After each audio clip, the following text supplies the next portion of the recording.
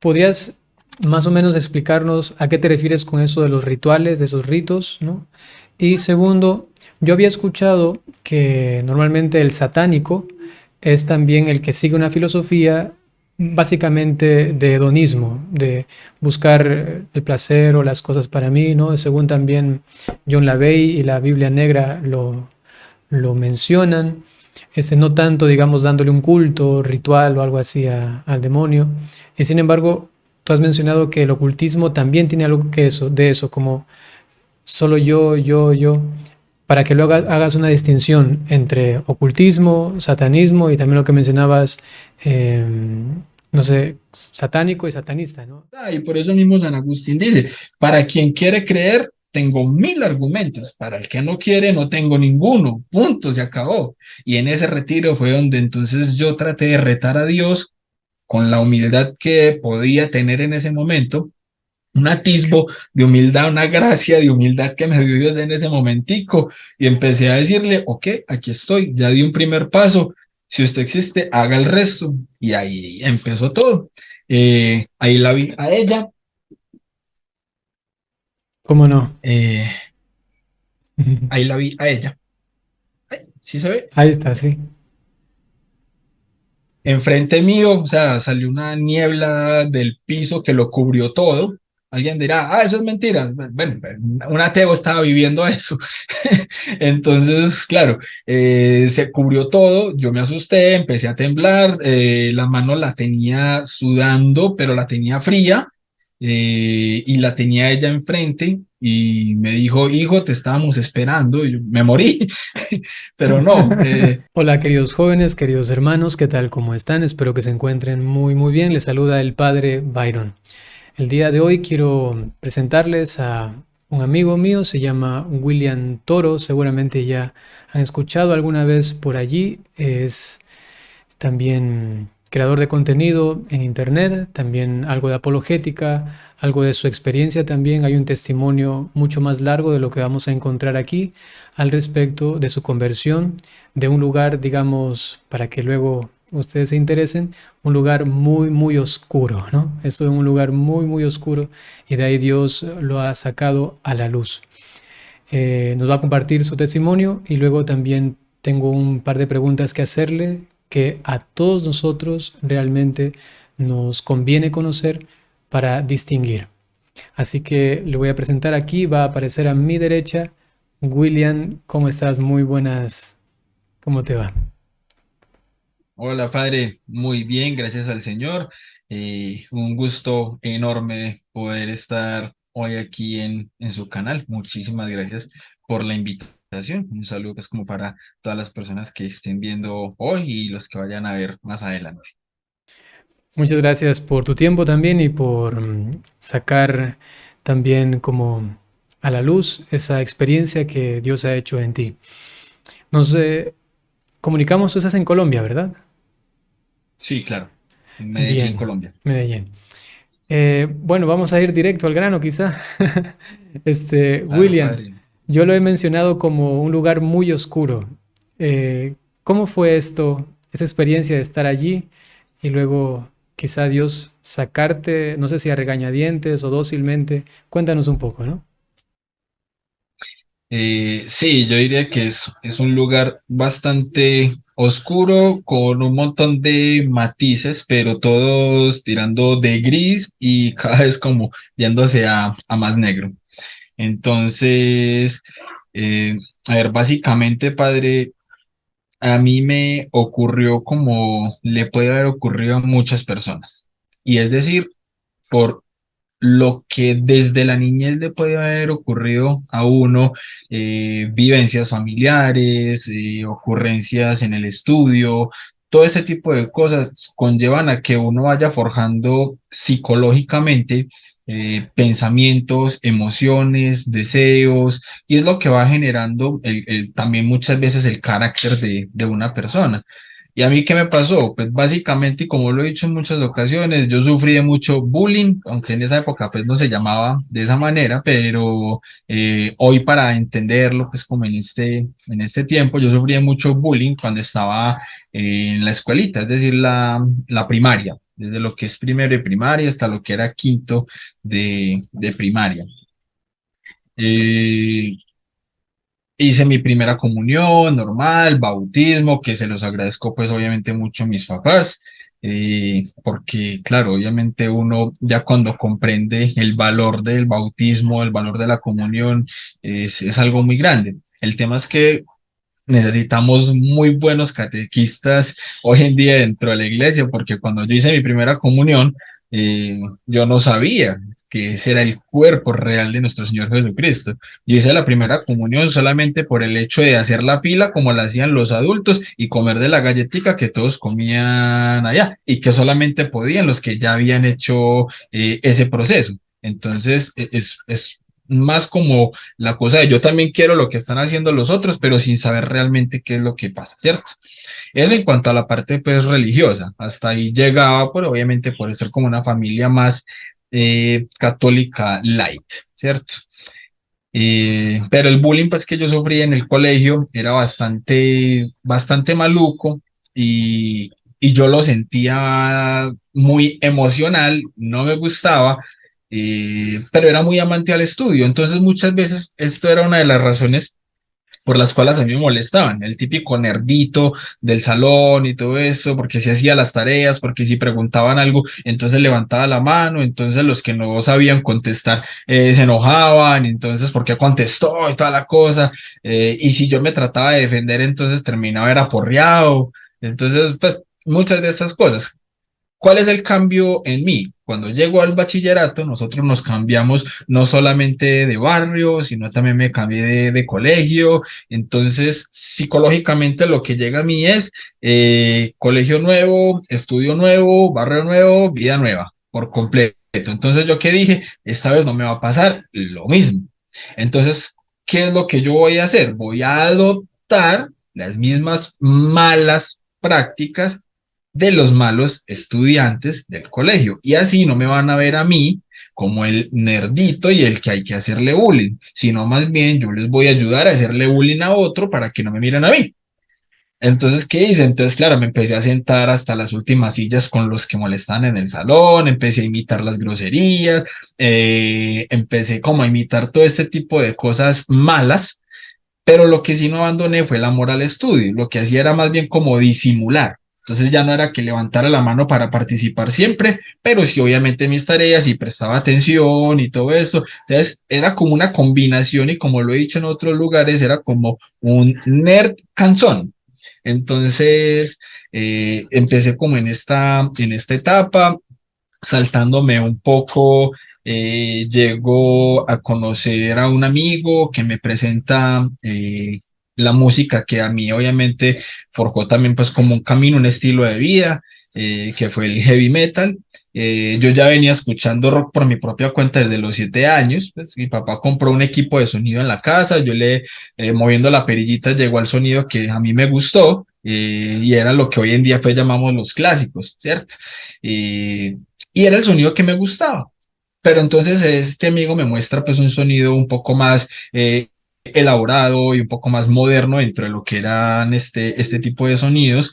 Y empiezo a conocer como todo ese mundo de lo que era el rock, el metal, el heavy metal y todos los subgéneros que de ahí mismo se derivan. Y obviamente el que más me gusta a mí, pues el heavy metal. ¿Por qué? Porque tenía un contenido muy histórico, tenía un contenido más intelectual, tenía un contenido que a mi modo de ver desde el conocimiento que tanto me gustaba, se acomodaba mucho a mi manera de ser. Eh, pero ¿cuál es el tema? Que empecé a conocer muchas más otras personas, empecé a conocer un arte marcial, que también por intermedio de él conocí el que se convirtió en mi profesor de capoeira.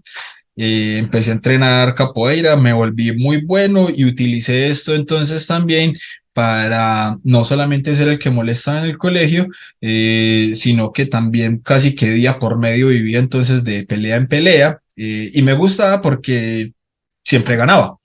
incluso cuando tenía peleas con alumnos de grados más altos. Incluso más de uno de ellos preferían ni siquiera pelear conmigo porque, digamos, lo hacía era más bien bruto para pelear. Porque no, pues, yo peleaba para ganar, no simplemente como, ¿qué pasó? ¿Qué pasó? No, yo peleaba era para ganar, entonces más bien era muy complicada la forma en la que terminaba la otra persona. Entonces, claro, era algo complejo. Y de este modo, este mismo profesor de capoeira me empezó también a mostrar otros mundos, eh, donde hoy en día entiendo que lo que él practicaba era nueva era. En esa época, pues obviamente él no me decía, esto es nueva era y toda esta cuestión, no. Pero sí empecé a ver como un mundo de misticismo y de muchas cosas pues que él practicaba. Pero también al mismo tiempo, desde que estaba, por ejemplo, en el grado noveno, mi profesor de filosofía era completa y abiertamente ateo. Yo empecé a cuestionarme muchas cosas de lo que yo conocía de la religión. Me había alejado por completo porque pese a uno que vive en su casa, los papás no le motivan a estar yendo como a la Eucaristía y a todo este tipo de cosas. Si ellos a mí no me llevaban, pues yo por mi cuenta no iba y aparte pues era un niño, entonces no tenía como esa costumbre. Sabía lo que era y lo vivía como la gran mayoría, tristemente, de católicos, que es ir a misa cuando hay un bautismo o cuando hay una primera comunión o un matrimonio o unas exequias. Entonces es como los momentos en los que más se va a misa. O sea, ir a misa cada domingo no es una costumbre de todo católico hoy en día, tristemente, hay que decirlo. Pero bueno, de esa manera lo vivía yo, y las clases de religión en un colegio, pues tampoco nos hagamos la mentira, no es que sea la profundidad teológica o catequética que uno puede aprender mucho sobre realmente la fe, ¿ya? Entonces, claro, yo me hacía muchas preguntas que las personas que tenía yo cercanas, que supuestamente eran las personas de fe, no tenían respuestas. Y llega este profesor de filosofía, abiertamente ateo, y sí me da todas las respuestas a las preguntas que yo tenía, Oh, ya, y ya. que eran Ujú. respuestas que yo de verdad veía muy acertadas, muy coherentes, muy lógicas, y entonces me recomendaba libros para leer, y entonces empezaba a leer a Marx, empezaba a leer a Nietzsche, empezaba a leer un montón de filósofos, y no solamente por ese lado, sino que también empecé a ver desde la parte de la biología y de la física, que casi todos como que se iban, era como por una vertiente de excluir a Dios del conocimiento. Entonces, de esa manera lo empecé yo a adoptar. Y me alejé entonces como de esa parte mística al principio que me estaba mostrando este profesor. Pero lo que sí le empecé a aprender a él fue la parte también entonces de los sistemas.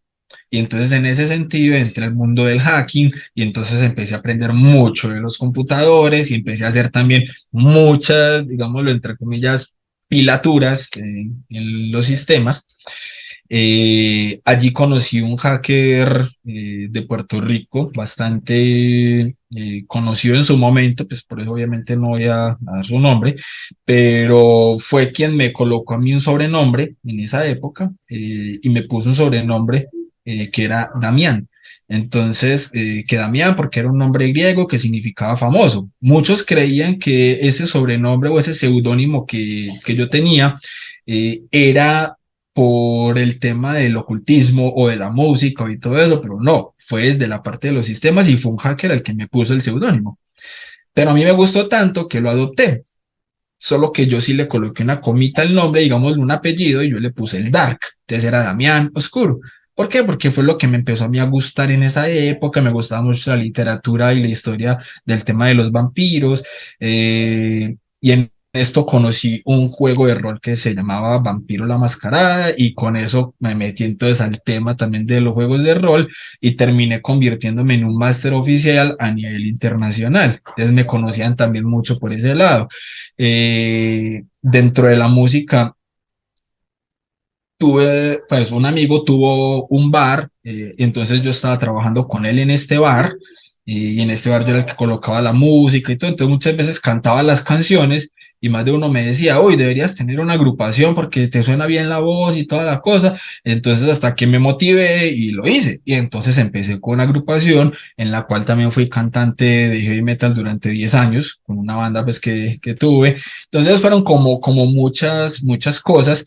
Pero dentro de ese tema del juego de rol y todo eso, me gustó mucho esa parte ocultista, ya que tristemente, aunque uno diga es un juego, termina no siéndolo.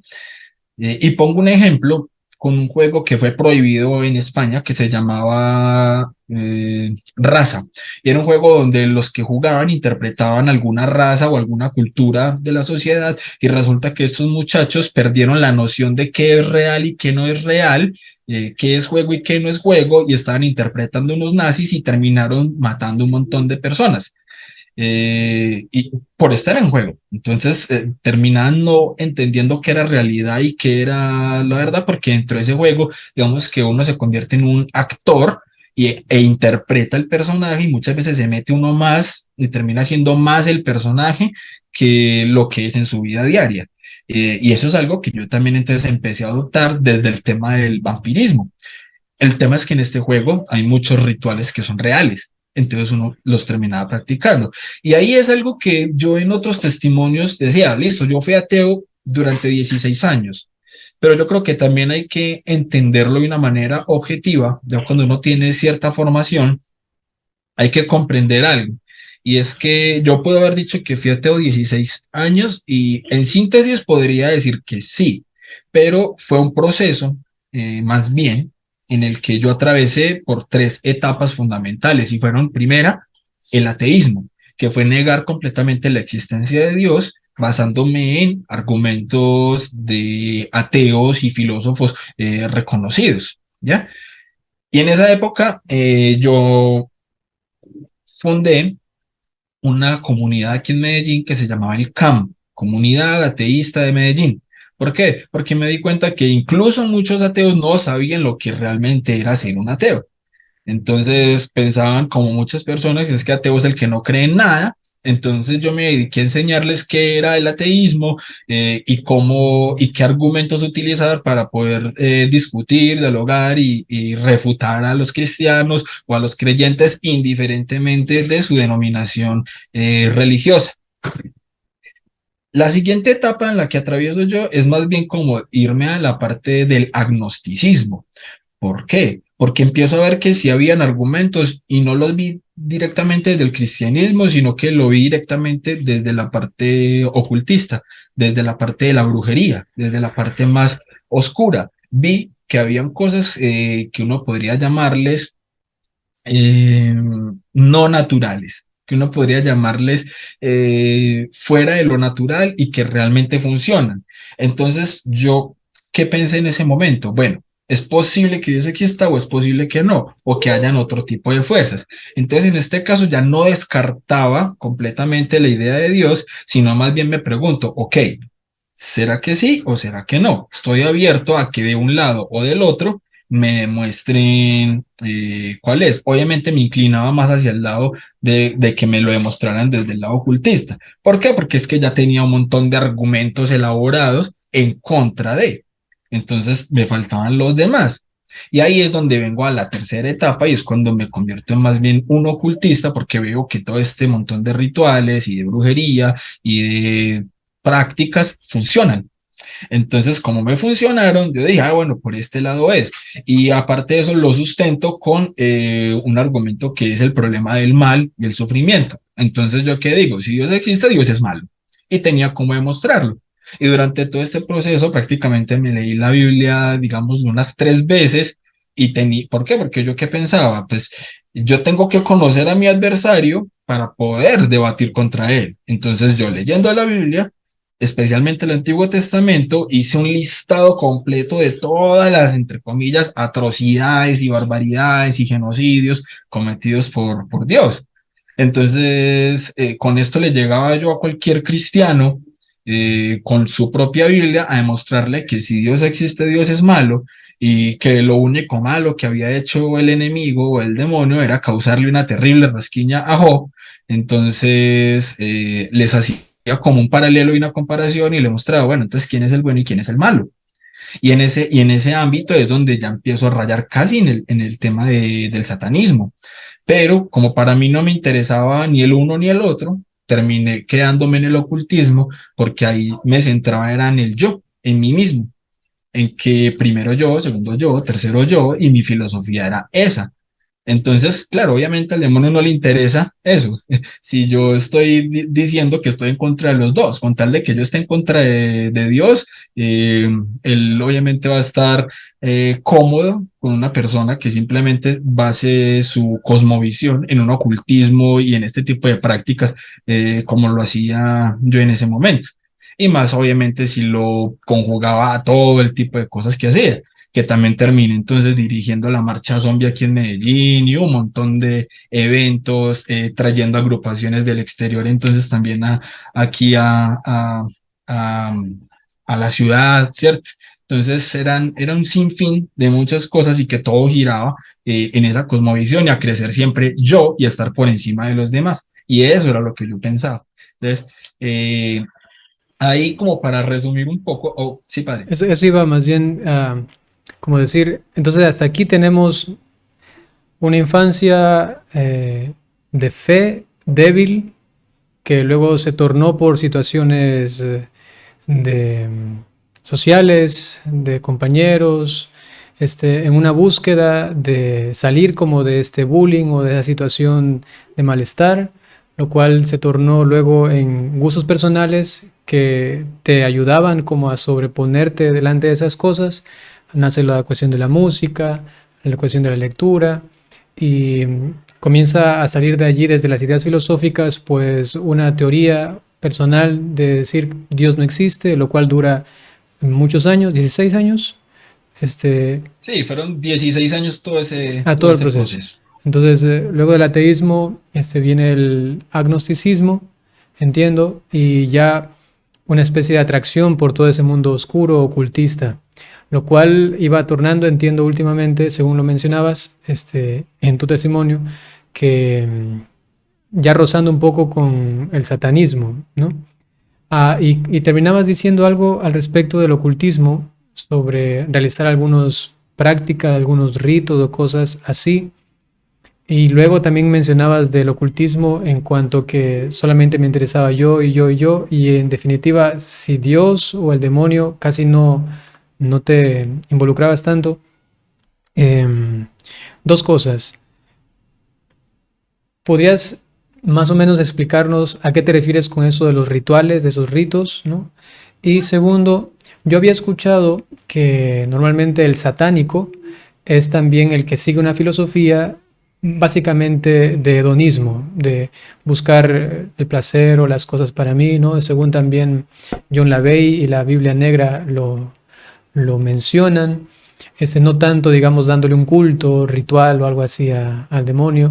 Y sin embargo, tú has mencionado que el ocultismo también tiene algo que eso, de eso, como solo yo, para que luego hagas una distinción entre ocultismo, satanismo y también lo que mencionabas, eh, no sé, satánico y satanista, ¿no? No sé cuáles son los nombres específicos para que tú nos Sí, aclares. Entonces serían esas dos preguntas. La primera en las prácticas del ocultismo y luego la distinción de esas tres. listo. Eh, bueno, hay algunas prácticas que casi todas vienen obviamente en los libros de las magias, ¿cierto? Porque el tema es que la gente dice, ay, magia negra, magia blanca, magia verde, magia roja, y si quiere métale todo el arco iris, todas están, pero todas obviamente van al mismo saco de la brujería. Lo que pasa es que el tipo de rituales y prácticas, digamos que va variando según el color. Pero casi todas este tipo de rituales y de brujería que van dentro del ocultismo casi siempre van ligadas al tema de la magia negra. Pero aquí la cuestión es que muchas de estas prácticas que yo hice no solamente eran con magia negra y brujería, sino también con prácticas de la nueva era. Y ahí es donde venían entonces, digámoslo, oraciones, incluso a supuestos ángeles, para obtener beneficios. Ujú. En mi caso, por ejemplo, había un beneficio que yo quería obtener, era un beneficio físico. Eh, en otros testimonios yo he contado que yo a los 2 años sufrí un accidente donde recibí un tiro, una bala perdida, que me pasó pues a 2 centímetros del corazón, salió, me atravesó el hígado. Uno podría decir que un bebé a los 2 años no cuenta, ya después ese cuento, y por eso a mí me decían que Dios me tenía para cosas muy grandes, pero yo decía dentro de mi ateísmo que no, que el médico había sido todo un profesional y que había sido el que me salvó, ¿cierto? Pero a raíz de esta operación a mí me quedó obviamente una cicatriz bastante grande, ¿cierto? Que me atravesaba pues como toda esa parte y yo vivía muy acomplejado, digamos, por esa cicatriz.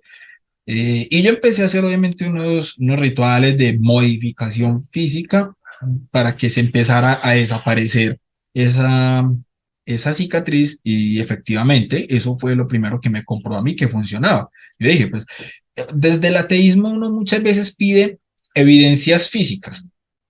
Es decir, muéstrame a alguien que no haya tenido un pie y que le haya vuelto a nacer, o una mano y que le nazca así de pronto. Ese tipo de milagros se los voy a creer, pero que me digan que tenía un dolor de cabeza, una migraña y, ay, misteriosamente se le quitó. No, esas son cosas que yo no puedo ver dentro de los milagros, más que el testimonio de la persona que lo vivió. Pero si yo una persona que obviamente está amputado hoy y mañana ya tiene otra vez el miembro, uy, claro, de esa forma sí se lo creo. Entonces, claro, yo desde esa concepción que tenía, digamos, ese estándar que pedía de evidencia, en mí mismo yo que decía, pues obviamente tengo una cirugía evidente, grande, que no se va a quitar simplemente por un chasquido de dedos o porque yo lea o haga algo. Entonces, digamos que fue como la prueba que yo le hice a este tipo de prácticas y funcionó, porque se me empezó a borrar, prácticamente se me borró la mitad de lo que era esa cirugía. Entonces, claro, empecé a ver que era cierto. Luego había una práctica que era para modificar el color de los ojos. Por ejemplo, si yo voy caminando por la calle y vi una persona con el color de ojos X, entonces hacía, digamos, el ritual, entonces era un robo de color, entonces prácticamente parecía yo como que me hubiera puesto unos lentes con ese color. Entonces era como adoptar ese tipo de cosas me gustaban porque entonces, claro, eran modificaciones físicas y yo vivía muy acomplejado por el bullying que me habían hecho a mí de niño por el tema también físico. Entonces lo hacía de esa manera. Eh, Eran como este tipo de cosas que obviamente, como lo he dicho también en otras ocasiones, son libros y cosas que no es bueno hacer mención de esos nombres en este tipo de espacios porque uno no sabe quién lo está viendo. La curiosidad mató al gato, entonces no todo el mundo lo va a ver como desde la parte testimonial, sino buscando información para también llevar a cabo este tipo de cosas. Entonces, era más o menos como el tipo de cosas que hacía, vi que me funcionaban y obviamente desde la parte filosófica y la parte de la cosmovisión que yo había adoptado, me gustaba eso porque digamos que me sentía por encima de los demás, como con un cierto poder sobre los demás y que en caso tal de cualquier cosa yo solamente tenía que ir a un ritual y podía entonces ganar adeptos, psicológicamente mover conciencias, o sea, muchas cosas.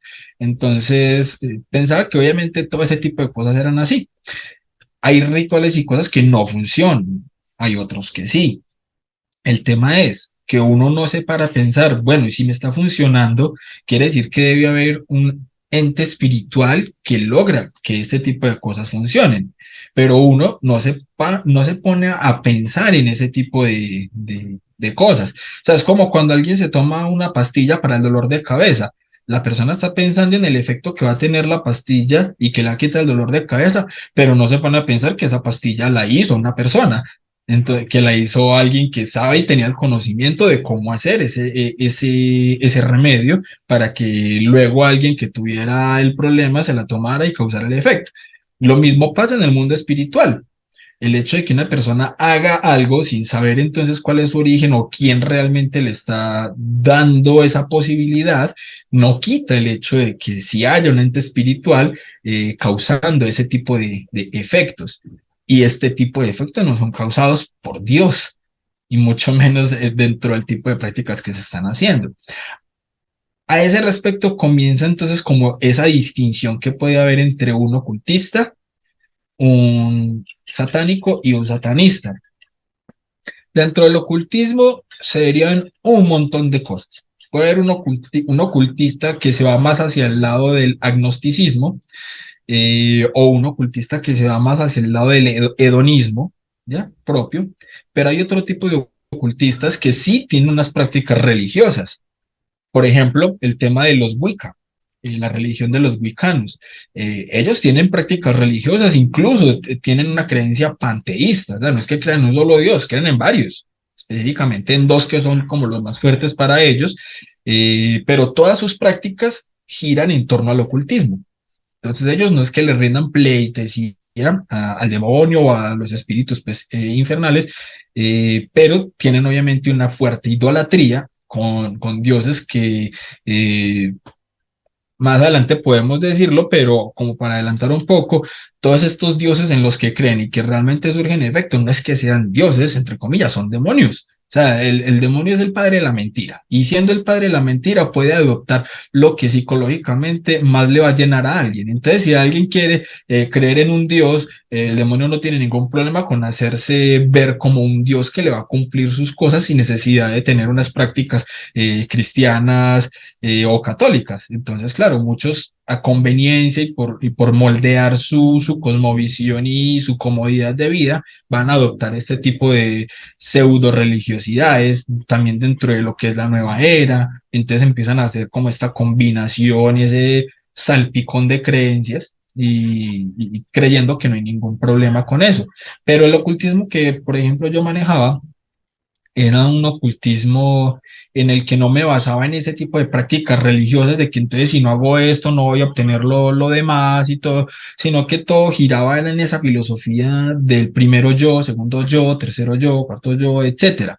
¿Cierto? Y que si yo estoy bien, entonces las personas que están a mi alrededor y que son seres queridos, entonces por ende y por pura lógica van a estar bien. Entonces yo no es que piense en el bienestar de los demás, sino únicamente en el mío y que de mi bienestar se desligue el bienestar de otros, pero no porque piense en ellos, en sí mismo, ¿ya? Entonces era el ocultismo que yo manejaba y simplemente tenía todos estos rituales y todos estos conocimientos y no, y prefería ese ocultismo en el sentido de que yo podía estudiar cualquier tipo de arte oscuro, de brujería, cualquier color, cualquier cosa, porque yo no me ligaba como a un grupo específico. Entonces tenía un ocultismo, digamos, lo solitario. Es el ocultista, casi siempre va a ser un ente solitario, ¿ya? La diferencia entonces allí viene ya con la parte del satánico y el satanista. El satanista también es un ente que puede ser un ente solitario, pero sí tiene obviamente una fuerte como religiosidad con el demonio y con Satanás.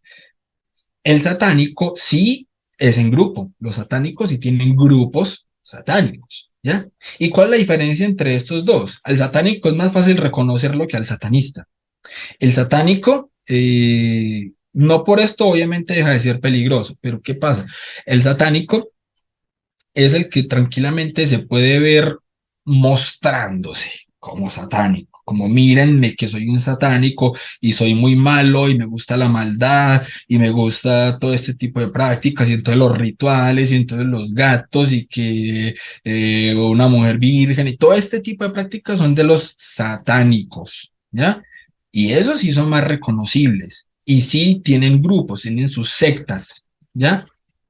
El tema con el satanista es que el satanista sí se parece más en su cosmovisión y psicología a la que tenía Luzbel tras la caída. ¿Por qué? Porque es que Luzbel pensaba que el bueno era él y que el malo era Dios, que Dios era el que estaba equivocado, ¿ya? Y que él era el que tenía la razón.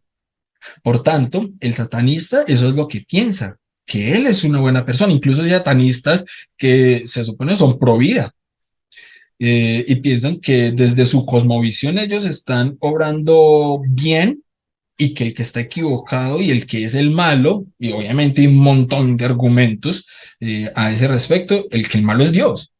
Y el satanista tranquilamente puede ser el abogado, el médico, el ingeniero de la familia. Y sus prácticas y lo que hace lo hace de manera individual y nadie sabe que lo es. Y ninguno sabe que él practica entonces este tipo de cosas.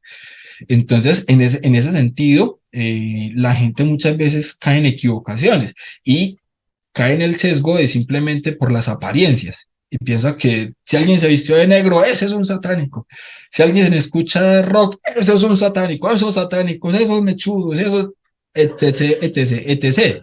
Y aquí hay algo muy, muy grave, que si nosotros hacemos este tipo de juicios desde dentro de nuestra iglesia católica hacia afuera, estamos cayendo en exactamente el mismo error que caen las personas que están por fuera criticando a la iglesia católica. ¿Por qué? Porque es que los que están por fuera, ¿por qué muchas veces no entran a la iglesia católica? Por el mal ejemplo de los católicos, porque un sacerdote fue esto, un sacerdote hizo lo otro, por esto y lo otro, ¿cierto? Entonces yo no voy a entrar en una institución donde son de X y Y manera. Lo mismo pasa con nosotros, entonces empezamos a decir, ese que se viste de negro, sin ni siquiera conocer su vida o lo que realmente piensa, de entrada dice y señala, ese es un satánico. Tiene el cabello largo, ese es uno de esos rockeros satánicos, esos metidos satánicos. Entonces de una vez empezamos a estereotipar ya a la gente. Y yo puedo dar testimonio de que cuando yo estaba en ese mundo, yo tenía amigos que bien podían tener el cabello largo y todo eso, y tenían más fe y tenían más convicción de su religiosidad y de su espiritualidad que muchas de las personas que hoy en día uno ve dentro de la misma iglesia católica. Entonces uno puede decir, hombre, ahí hay algo grave también que está pasando y es con ese sesgo y ese señalamiento muchas veces que se hace hacia afuera, porque es lo mismo que hacen hacia adentro y no nos gusta. Es que usted, porque no conoce la Iglesia Católica, es que no entiende cómo se ven las cosas. Y eso tratamos de explicárselo al que critica desde afuera. Pero criticamos hacia afuera sin hacer el mismo trabajo de realmente saber qué es lo que piensan, si esto en realidad es de la manera de lo que yo le estoy diciendo, ¿cierto? Entonces de una vez entramos a estereotipar. ¿Por qué? Porque me dijeron o porque vi que uno era de esta manera o de la otra forma, ¿cierto? Y también Entonces ahí es donde viene esa Ujú. distinción. Y también es importante, inclusive por si en algún momento uno como católico se encuentra con uno de ellos, ¿no? Entonces le dice yo soy satanista o soy satánico o me muevo más en el mundo del ocultismo, del esoterismo, ¿no? Entonces ahí inclusive uno podría decir, ah, esa persona se la podría manejar o acercar a la fe más bien con esas palabras o con estas propuestas inclusive, ¿no? Para que se ponga a reflexionar un poco, ¿no? Es interesante porque yo también he hecho algunas veces en mi canal reacciones a videos, ¿no? Y entonces se nota como una filosofía, una forma de pensar que se distingue cuando en cambio se habla de otro, ¿no? Recientemente hablaba de una señora que estaba en un ambiente más bien esotérico, también ocultista, y otra vez estaba hablando o hablaba al respecto de un chico que en cambio decía que Dios era el villano, ¿no? Y que Satanás en cambio era el bueno, ¿no? Y ponía los argumentos diciendo, mire, en la Biblia no aparece el demonio como malo y aquí y acá, ¿no? Entonces, sí es importante porque si metemos a todos en el mismo costal, a la final estaríamos dando respuestas quizá a ellos de cosas que ni siquiera se preguntan, ¿no? Que para ellos no significan nada porque no piensan así, ¿no? Entonces, sí es bueno, inclusive para dialogar con los jóvenes. Si tú tienes un hijo, si es que eres quizá catequista o si eres profesor, de alguna manera tienes contacto con jóvenes, también explicar esto para que ellos entiendan que si les proponen cosas que parecen interesantes, ¿no? Y dicen, pero ustedes siguen al demonio y te dicen, no, nosotros no seguimos al demonio. Entonces sepan, ah, entonces quizá ya está bien, no son, yo qué sé, satanistas, ¿no? Sino que parece ser que son ocultistas. Entonces también eso de ahí yo no quiero seguir, ¿no? Entonces sí, es oportuno, ¿no? Esto es como un abreboca también, ¿no? Para que nosotros veamos esta distinción. No sé si tú, William, tienes en tu canal temas específicos al respecto de eso, si alguna vez los has explicado así un poco más detalladamente, si es que no, ya te queda una tarea, Y si es que lo tienes, pues Ahí es puedes donde viene, decirnos algo, ahí ¿no? viene un tema. Pienso hacerlo, pero no voy a hacerlo tan a profundidad. ¿Por qué? Porque ahí viene la otra parte de mi testimonio que no es solo. Ah, La cuestión es que usted preguntaba al principio si a mi Dios me llevó a regañadientes o si fue de otra manera, ¿cierto? Y es algo que yo recomiendo mucho a la hora de tratar con familiares que pueden estar alejados de la fe. Es más, ayer precisamente, en el grupo en el que estamos de apologistas, veía a alguien que se preguntaba precisamente por el hecho de la rabia que le puede causar el tener familiares fuera de la fe o con prácticas y con cosas que están obviamente alejados de la Iglesia Católica y que no se les ve como atisbos de conversión. mm, Yo le recomendé a él los últimos 5 minutos del testimonio que yo di en el canal de Lazos de Amor Mariano, que también está en mi canal. Yo ahí digo algo muy específico y es que, ¿qué tanto amor nos falta? Porque si nuestra familia no se ha convertido todavía, el problema no es de nuestra familia, sino de nuestro poco amor. Porque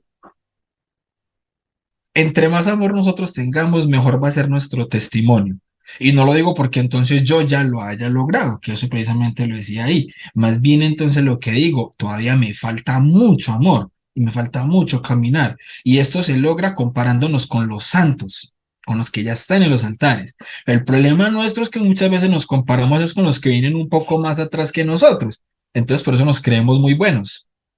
Nos creemos que ya podemos entonces caminar levitando a 2 centímetros del piso, porque entonces no cometemos lo mismo que los otros. Y eso nos lleva es a la Biblia, cuando entonces está el fariseo y el publicano. Gracias, Señor, porque yo no soy como este, como el otro, como los que hacen esto y lo otro, ¿cierto? Más bien pedíamosle perdón al Señor, porque yo sí hago esto, yo sí hago lo otro, y me falta mucho para llegar, por ejemplo, a un San Agustín. Yo lo tengo ahí para eso, a compararme, porque yo digo, si él siendo lo que fue en su vida y llegó a ser lo que era, yo también puedo, pero me falta mucho, me falta muchísimo, demasiado. Entonces, eso como primer medida, el amor que nos puede faltar a nosotros. Segundo, ¿cómo llegué yo precisamente al caminar de Dios? Al amor.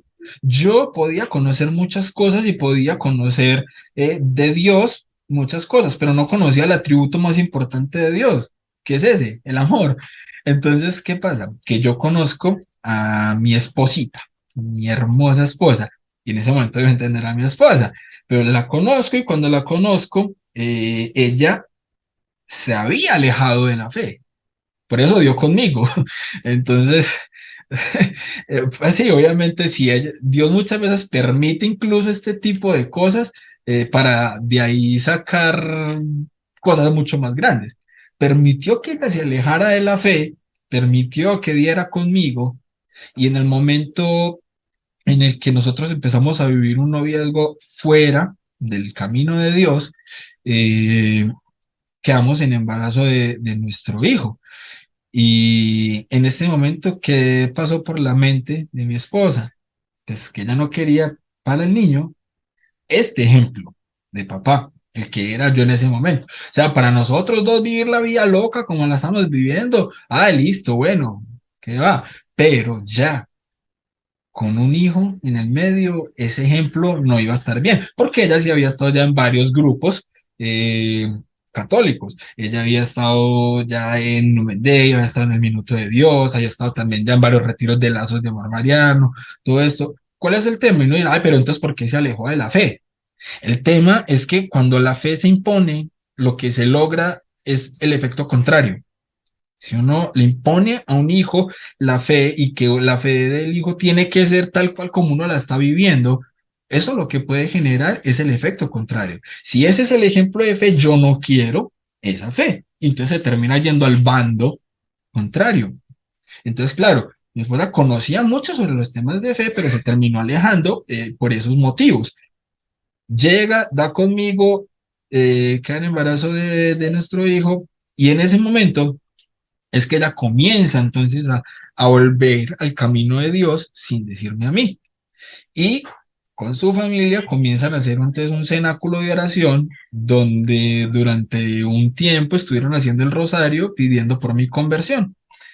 Mi suegra siempre me decía a mí que fuera un retiro espiritual y obviamente yo desde todo el razonamiento que yo tenía como director de una comunidad de ateos, yo le decía, pierde la plata, pierde el tiempo y me le tiro el retiro a más de uno de los que van a estar allá porque yo no me voy a quedar callado. Y yo me tenía mucha confianza. ¿Por qué? Porque es que, padre, 116 años de estar alegando y discutiendo con creyentes. Ninguno pudo conmigo y con mis argumentos. Pues yo quería pensar que quién era el que tenía la razón. Pues yo. Ese es el gran problema de estar mal formados en la fe, que cuando llega alguien que tiene medianamente un conocimiento y que incluso se ha leído la Biblia más que usted, o sea, estando alejado de Dios se ha leído la Biblia más que usted, entonces, claro, va a llegar con argumentos a los que usted no va a poder responder. Y entonces, usted no va a decir, ay, no, es que los argumentos sí existen, pero en algún otro momento los va a encontrar. Eso no puede ser una respuesta de nosotros. ¿Por qué? Porque eso lo que va a confirmar es a la persona en su cosmovisión y va a pensar que usted está equivocado y que él tiene la razón porque él sí tenía argumentos y usted no. Eso es lo que va a pasar, así sea lo contrario, así sea lo contrario. Entonces, mi suegra trató de convencerme un año entero de que fuera un retiro y yo no aceptaba por esa razón. Hasta que la que me propuso ir al retiro fue mi esposa. Pero me lo propuso, o sea, cuando uno conoce a la persona que tiene enfrente, uno sabe qué palabras utilizar.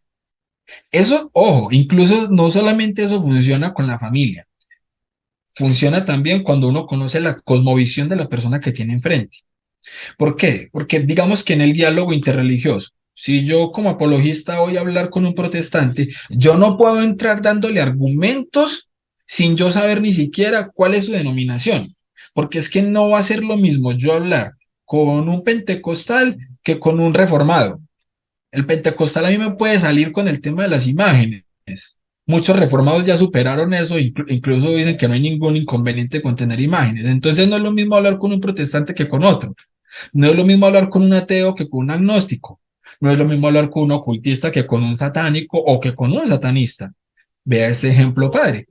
El tema de decirle a un satánico que el diablo es el padre de la mentira o decirle a un satanista que el demonio es el padre de la mentira. Los dos van a decirle que sí, pero los dos lo interpretan y lo entienden de una manera diferente. ¿Por qué? Porque es que el satánico va a creer que sí, que es el padre de la mentira desde la concepción de la maldad. Y entonces yo voy a también a ser un mentiroso, no tengo problema con la mentira, no tengo problema con todo lo que es la maldad, porque yo como satánico sí quiero ser malo y aspiran a tener en el infierno posición y jerarquía dentro de lo que los mismos demonios pueden tener. Aspiran a ese tipo de cosas, así como nosotros aspiramos a estar con los santos y a la gloria y todo eso, el satánico no va a querer ese tipo de cosas, va a querer posición dentro de la maldad y todo ese tipo de cosas, ¿ya? Por eso asumen que sí, que es el padre de la mentira. En un diálogo con una persona de estas, pues uno podría decirle al satánico, ok, ¿y usted le cree? Pues ya con eso perdió, 5-0. O sea, usted le cree al padre de la mentira, ok. El tema con el satanista es que él va a creer que él es el padre de la mentira porque es el papá que se dio cuenta de la mentira de Dios. Entonces la interpretación es muy distinta. Es muy distinta. Entonces usted va a llegar con el argumento anterior ante un satanista, pierde el año porque se la van a devolver de esa manera y usted no va a tener cómo refutarlo, ¿ya? Entonces, volviendo como al punto de mi esposita, ella sabía cómo abordarme a mí y me dijo, amor, lo que lo haga uno mejor persona, bienvenido sea. Es cierto, y contra eso yo no voy a tener un argumento. ¿Por qué? Porque es que no importa el ateísmo que usted tenga, si usted quiere ser buena persona, puede ser ateo, agnóstico, lo que quiera, y contra eso no hay nada. Entonces, ¿qué pasa? Que yo también tengo una concepción. Claro, la institución, aunque sus miembros no lo ejerzan, la institución que más promueve los valores, la ética, la moral, y pues es la Iglesia Católica. Y era un retiro católico al que me estaban invitando. Mi esposita me dijo, ¿por qué no vas al retiro? Entonces, obviamente yo lo mismo, pierden el tiempo, pierden la plata, ta. Pero eso es lo que me respondió mi esposita. Lo que lo haga uno mejor persona, bienvenido sea. Tú no tienes que dejar de ser ateo por ir allá. Vas a extraer de las enseñanzas lo que te haga a ti mejor persona. O sea, ella sabía el tipo de soberbia que manejaba yo en el yo, en el yo, en el yo. ¿Cuál es la pequeña diferencia que cambió en mi filosofía al mover el yo? Que con ella conocí lo que realmente es la palabra amor y entendí que ya no solamente era yo, ya para mí y mi filosofía éramos nosotros dos.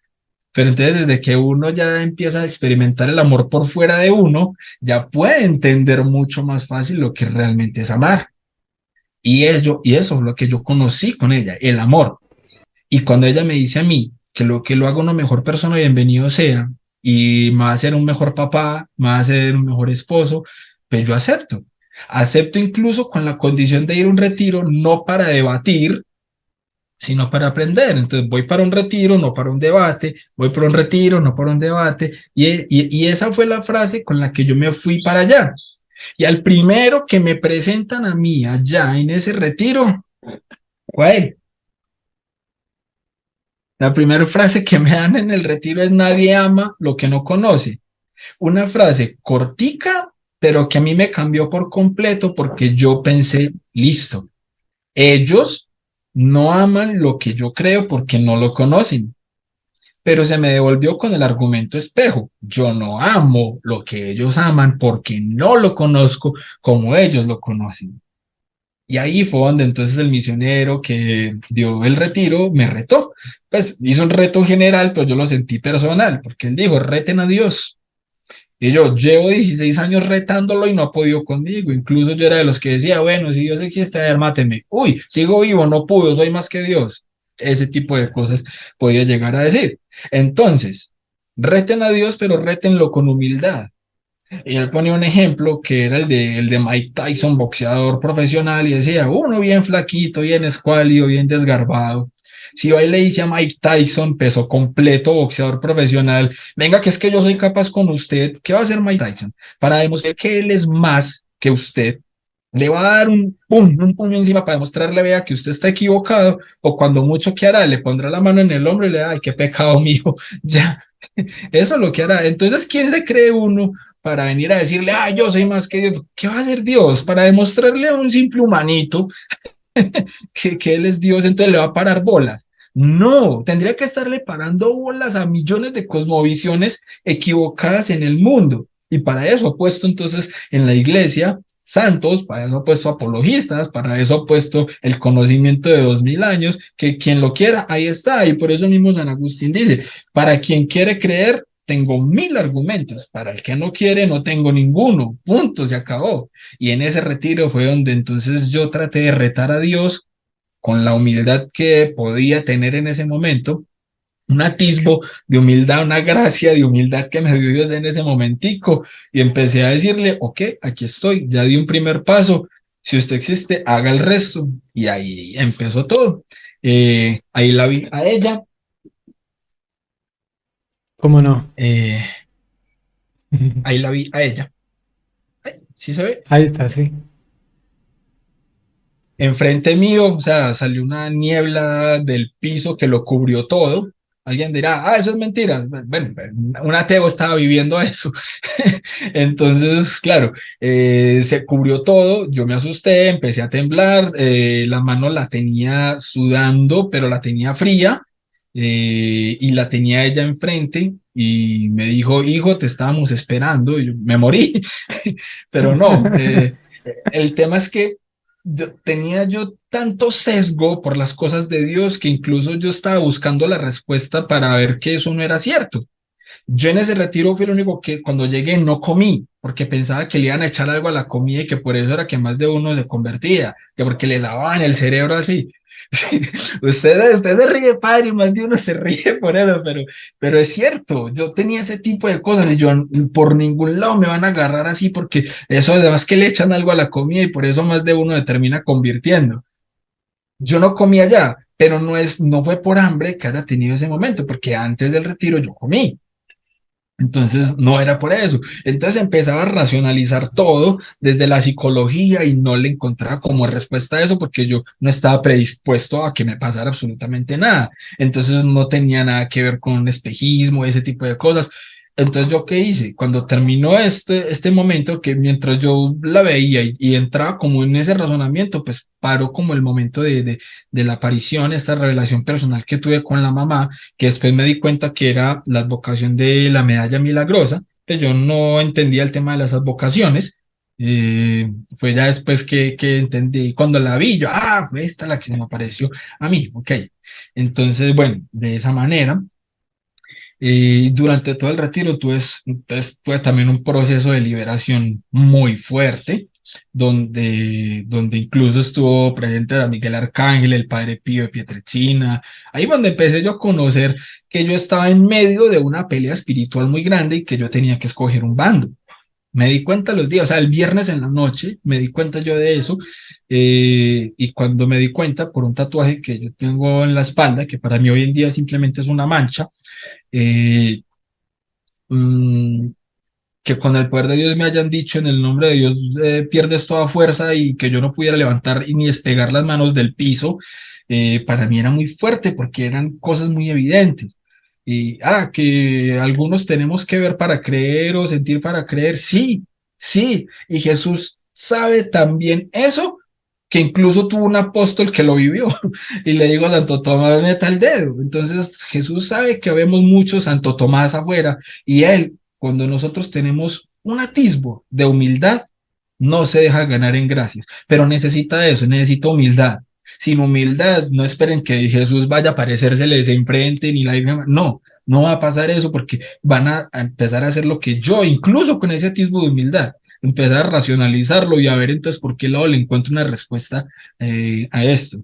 Pero ya al día siguiente de que yo, tuve ese momento con el Señor y durante toda la noche empecé a preguntarle cosas y escuché respuestas de Dios a todas las preguntas que yo le decía a los creyentes y nunca me respondían. El mismo Jesús me las empezó a responder. Al día siguiente, cuando, como se dice en Lazos de un Mariano, decían, ¿quién como Dios?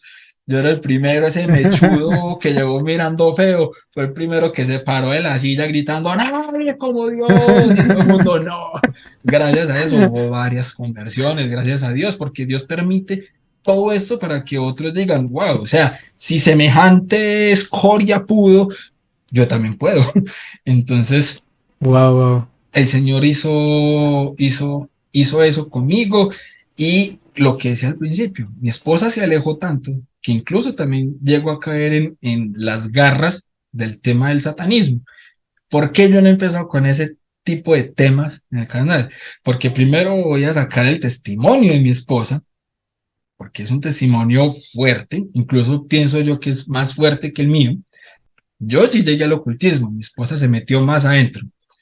El tema es Entiendo. que en ese orden de ideas, la idea es empezar a abordar también este tipo de temas y las respuestas desde todos estos ámbitos que los dos tuvimos, la experiencia, la vivencia y que van a servir esas respuestas para otras personas que realmente o pueden estar en este momento allí o pueden tener familiares inmersos en este tipo de cosas, saber cómo abordarlo, porque no es de una caerles encima, con juicios y con señalamientos. Lo primero es el amor. Segundo, tener una buena formación para dar respuestas, porque yo como católico no puedo decirle a alguien que está en estos mundos simplemente crea. ¿Por qué? Porque sí, eso no es una respuesta.